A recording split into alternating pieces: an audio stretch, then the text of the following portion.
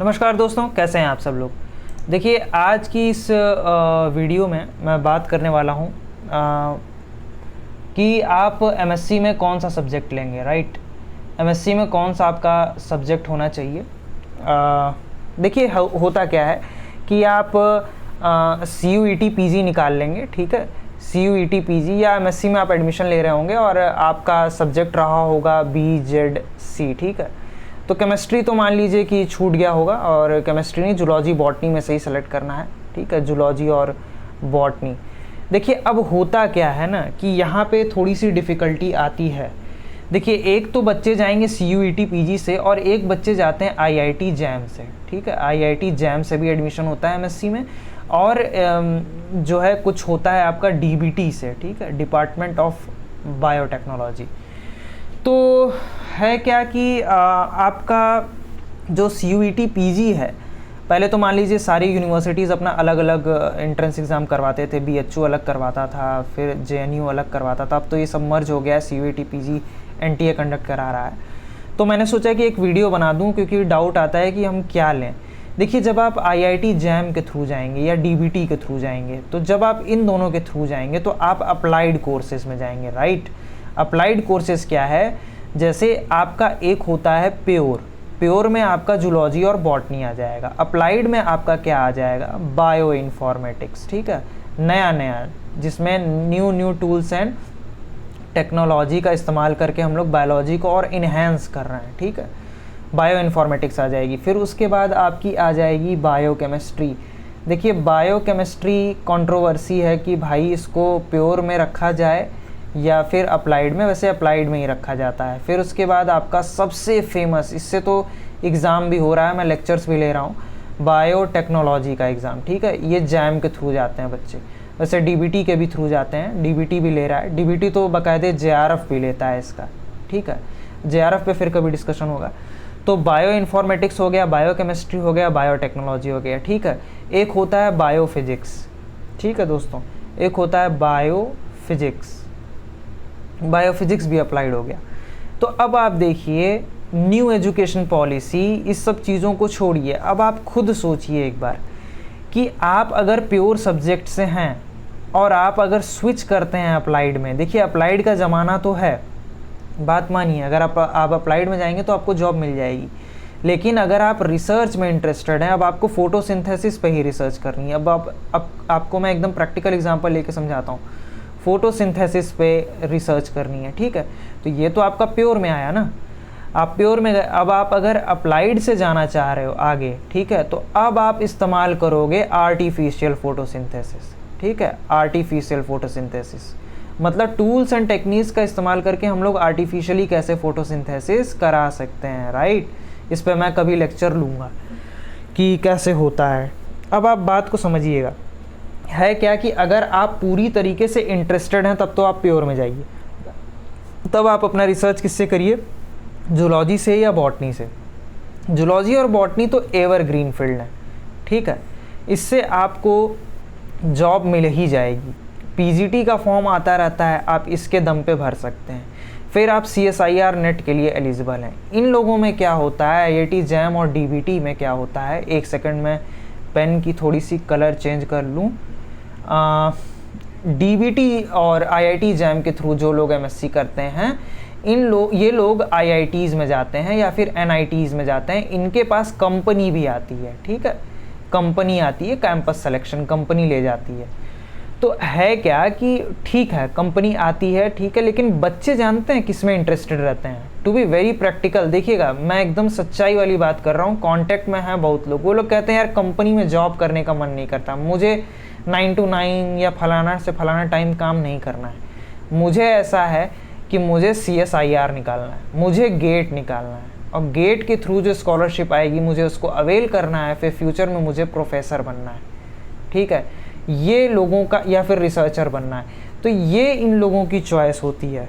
तो यार, जब सब कोई कूद करके एक ही गड्ढे में गिर रहा है, CSIR में ही सब कोई आना चाह रहा है, या गेट में आना चाह रहा है, या ऐसे बहुत सारे होते हैं।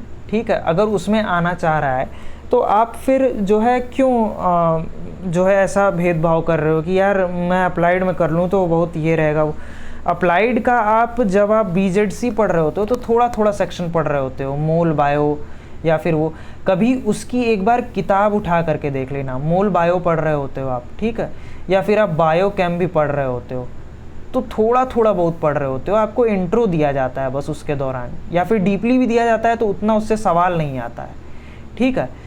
तो है क्या कि इससे जब आप इसकी एक टिपिकल किताब उठा लोगे, जैसे मान लो आप लेहिंजर उठा लिए बायोकेमिस्ट्री के लिए, उसको पढ़ के देखो, अगर आपका उसमें पूरी तरह से मन लग गया, अप्लाइड में कूद जाओ। मॉलिक्यूलर बायोलॉजी में अच्छी अच्छी किताब आती है, ठीक है, विल्सन वॉकर की किताब उठा सकते हो बायोकेमिस्ट्री के लिए या फिर मॉलिक्यूलर बायोलॉजी के लिए, ठीक है। गेराल्ड कार्प की बुक उठा सकते हो सेल बायोलॉजी के लिए, उसके लिए जब उठा करके देखोगे ना इन सब बुक्स को और तुम्हारा वाकई में मन लग रहा होगा, तब तो अप्लाइड में जाना। तुम बाद में उस पर रिसर्च भी कर सकते हो, ठीक है, नहीं तो आप प्योर से करो, कोई दिक्कत नहीं। अब प्योर में जानते हैं डराती क्या चीज़ है? प्योर में डराती ये चीज़ है कि भैया अनसर्टेनिटी है, ले दे करके खाली एक ही चीज़ बची है और वो है सिर्फ हमारे पास क्या, CSIR या फिर गेट। तो भाई आप हर फील्ड में कूद के देखो, सब में कुछ ना कुछ एक ही ऑप्शन है, ठीक है, ऐसा नहीं है कि सब में मल्टीपल ऑप्शंस हैं, राइट। तो ये कम्प्लीटली डिपेंड करता है आपके इंटरेस्ट पे, राइट, किस पे डिपेंड करता है, इंटरेस्ट पे। तो है क्या कि अगर आपका जूलॉजी में मन करता है तो आप जूलॉजी से MSc निकालो, one of the best university है आपका BHU, या फिर अगर मैं सिर्फ उत्तर प्रदेश की बात कर रहा हूँ अभी, BHU में जा सकते हो। फिर या आप एक देखिए, इसका एक अल्टरनेटिव है BBAU, ये भी अच्छी यूनिवर्सिटी है अगर आप जाना चाहते हो जूलॉजी से तो, राइट। लखनऊ यूनिवर्सिटी बहुत अच्छी है, स्टेट की पड़ जाएगी है, लेकिन इसको भी जो है बहुत अच्छा ग्रेड मिला है, ठीक है, NAAC से ये काफ़ी अच्छा परफॉर्मेंस दी है LUB, और इससे आप यहीं से आप PhD भी कर सकते हो, काफ़ी अच्छी BBAU BHU, ठीक है। तो मैं ये पॉइंट ये कहना चाहता हूँ कि IIT अगर आप इसलिए जाना चाह रहे हो कि आपको टैग मिलेगा, अप्लाइड वालों के लिए मैं अब बात कर रहा हूँ, IIT में अगर आप इसलिए जाना चाह रहे हो क्योंकि आपको टैग मिलेगा, तो ये ज़्यादा दिन तक ना आपको एक्साइटमेंट देगा नहीं। कुछ समय बाद आप ये फील करने लगोगे यार ठीक है, सब एक ही जगह आ रहे हैं, कोई मतलब नहीं है। अगर आप ये जानना चाहते हो कि यार यहाँ पे मुझे इंस्ट्रूमेंट्स मिलेंगे बहुत अच्छे, ठीक है, इंस्ट्रूमेंट्स बहुत अच्छे अच्छे मिलेंगे, मैं इससे रिसर्च कर सकता हूँ या कर सकती हूँ, फिर इसके बाद आपको यहाँ पे बहुत अच्छे अच्छे लोग मिलेंगे, एक्सप्लोर करेंगे आप, ठीक है। और अगर आपको बहुत जल्दी है, आपके घर में क्राइसिस है बहुत ज़्यादा, आप वेट नहीं कर सकते हो, वैसे एरा ऐसा चला है ना कि क्राइसिस है, लेकिन आप हावी मत होने दीजिए इस चीज़ को, ठीक है। जॉब्स नहीं मिल रही हैं, ये वो, इन लोगों को मत सुनिए, जॉब आपको मिल जाएगी, बायोलॉजी वाले बंदे को जॉब मिल जाएगी, यकीन मानिए, बस आपके पास गेट का स्कोर होना चाहिए। अब इतना तो मांगोगे ना यार, अगर तुमको कलेक्टर भी बनना है, IAS भी बनना है, तो तुमको प्री निकालना पड़ेगा, मेंस निकालना पड़ेगा, इंटरव्यू निकालना पड़ेगा। यहाँ एटलीस्ट गेट तो निकालो, गेट निकालो, CSIR निकालो, तभी तो जॉब मिलेगी, ठीक है। अच्छा, अब है क्या कि अब आप MSc जब कर रहे होते हैं ना, तो उस दौरान आप जो है कोई भी चीज़ दिमाग में लेके मत चलिएगा कि कंपटीशन निकालना है या ये या वो। पहले आप पूरी तरीके से एकेडमिक को स्ट्रॉन्ग करिए। कहने वाले कहेंगे मार्क्स कुछ नहीं होता है, ये वो, मार्क्स बहुत कुछ होता है। जिस दिन रिज़ल्ट आता है ना दोस्तों, और जिस दिन कम मार्क्स रहता है और बाकियों का ज़्यादा रहता है, उस दिन रियलाइज़ होता है कि हाँ, मार्क्स की इम्पोर्टेंस है, बहुत ज़्यादा इम्पोर्टेंस है। कहने वालों को कहने दीजिए, ठीक है। आपको फिर जो है इसके बाद PhD के लिए आप एग्ज़ाम दे रहे होते हो, राइट, PhD के लिए आप तैयारी कर रहे होते हो, PhD के लिए प्रिपरेशन कर रहे होते हो, तो उसके लिए मैं सेपरेट वीडियो बनाऊंगा कि उसके लिए कैसे होता है, PhD में कैसे जाओगे, आपको जॉब कैसे मिलेगी, स्कॉलरशिप कैसे अवेल करोगे, ठीक है। मैं इतना बताना चाहता था कि अगर आपका मन लगता है बॉटनी में, ठीक है, और आपको डराती क्या है कि भैया हम प्योर में इसलिए नहीं जाएंगे क्योंकि हमको पूरी तरह से टैक्सोनॉमी पढ़नी पड़ेगी। To be very honest, taxonomy पूरी तरीके से नहीं पढ़नी पड़ेगी। और आप अगर देखिए कितना बढ़िया इसमें लूप होल बना हुआ है, एकदम मतलब स्पेस ही स्पेस है। टैक्सोनॉमी से कोई करना नहीं चाह रहा है, उसकी स्पेस वैकेंट है, तो वहाँ अगर कभी भी जॉब निकलेगी ना, तो आपको बिना एक्सपीरियंस के ही हायर कर लिया जाएगा, क्योंकि लोग आना ही नहीं चाह रहे हैं और उधर जाएंगे, क्योंकि टैक्सोनॉमी इतनी ब्रॉड होती है और इतनी बोरिंग होती है, बहुत बोरिंग होती है दोस्तों, ठीक है। उसको, उस सेक्शन को ही लोग छोड़ देना चाहते हैं, इसलिए लोग अप्लाइड में जाना चाहते हैं। अप्लाइड में लोग इसलिए भी जाना चाहते हैं कि भैया ठीक है, थोड़ा आप देखोगे इस समय जीनोम एडिटिंग के बहुत सारे टूल्स और टेक्निक्स आ गए हैं, तो उसके लिए हायर किया जा रहा है, तो उसका आप क्या करो ना, अलग से इंटर्नशिप कर लो। उसके लिए आप क्या करो, अलग से इंटर्नशिप कर लो, ठीक है, इंटर्नशिप कर लो। बहुत अच्छी अच्छी साइट्स हैं, वहाँ से जाओ, आप अवेल करो, इंटर्नशिप कर लो, तो उसके स्कोर कार्ड पे भी आप बहुत कुछ कर सकते हो, ठीक है। तो ऐसा नहीं, अगर आपका मन कर रहा है तो आपके पास ऑल्टरनेटिव है, बिल्कुल खुल के खेलो, ठीक है। ऐसा नहीं है कि कहीं आप दब गए, आपको समझ में नहीं आया तो अरे यार मैंने ये क्यों ले लिया और ये वो। दूसरी बात, मैं एक पॉइंट को बहुत ही इम्पॉर्टेंट तरीके से क्लैरिफाई कर देना चाहता हूँ। वो पॉइंट ये है दोस्तों कि आप जब ये सब्जेक्ट ले रहे होते हो ना, बॉटनी या जूलॉजी, इसका एक मेजर इम्पॉर्टेंस आता है, ठीक है, और एडवांटेज कर सकते हो। बॉटनी या जूलॉजी अगर आप ले रहे हो तो इसका एडवांटेज मैं बताता हूँ आपको क्या है, कि आप बाद में जब पूरी तरीके से एग्जॉस्ट हो जाते हो तो आप क्या करते हो ना कि आपको यूपीएससी देने का मन करता है कि भाई चलो अब ठीक है यूपीएससी में अपीयर होते हैं, आपको ऑप्शनल्स इससे मिल जाएंगे, राइट।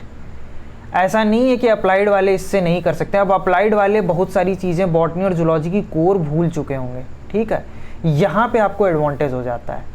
आप सिलेबस उठाओगे तो आपका ऑप्शनल एक तरीके से प्रिपेयर्ड रहेगा, मेरी बात समझ रहे हैं आप, ऑप्शनल आपका एक तरीके से प्रिपेयर्ड रहेगा।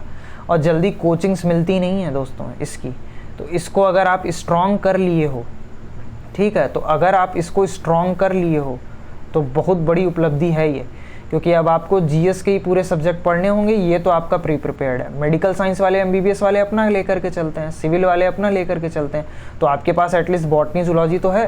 कहीं आपने सिलेबस उठाना यूपीएससी का, कभी आपने बीटी देखा है, बायोटेक्नोलॉजी, कहीं आपने बायो इन्फॉर्मेटिक्स देखा है, माइक्रोबायोलॉजी देखा है, ये सारी चीज़ें नहीं मिलेंगी उसमें, ठीक है। तो मैं यही पॉइंट आपके पास सिर्फ रखना चाहता हूँ कि एमएससी अगर आप प्योर से ले रहे हो तो एक प्लस में एडवांटेज अगर इसके पास ये है कि जॉब मिल जाएगी और ये वो, तो प्योर में भी आप जो है लेके चल सकते हो। पहली बात आप इंटर्नशिप कर लो, दूसरी बात ये है कि आप जो है ऑप्शनल सब्जेक्ट की प्रिपरेशन कर लो, प्रिपरेशन भी हो जाएगी आपकी अगर आप बॉटनी और जूलॉजी लेते हो तो, ठीक है, एमएससी में। तो ये पॉइंट मैं थोड़ा सा रखना चाह रहा था दोस्तों। अगर वीडियो अच्छी लगी हो तो वीडियो को लाइक कर दीजिए, चैनल को सब्सक्राइब कर दीजिए और वीडियो को प्लीज़ एंड तक देखा करिए, ठीक है। वीडियो को एंड तक नहीं देखेंगे तो आप फिर इसी पॉइंट्स को किसी और यूट्यूब चैनल पे सुन रहे होंगे और यहाँ से आप मिस कर चुके होंगे। तो अपना टाइम बर्बाद मत करिए, एक ही वीडियो में सब कुछ देखिए और प्लीज़ आपकी जो क्वेरीज़ हों उसको कमेंट सेक्शन में बताइए। मैं पूरी तरीके से कमेंट सेक्शन में आंसर करूँगा। मैं किसी और सोशल मीडिया पे या यहाँ वहाँ अभी कुछ नहीं डाल रहा हूँ, ना डालूँगा अभी, क्योंकि मैं चाहता हूँ एक ही प्लेटफॉर्म पे सारा आंसर हो, उसको सब लोग देखें, किसी को कोई प्रॉब्लम ना हो सके तो मैं आपके कमेंट्स पे वीडियोस भी बना दिया करूँगा, राइट। बट कमेंट करिए।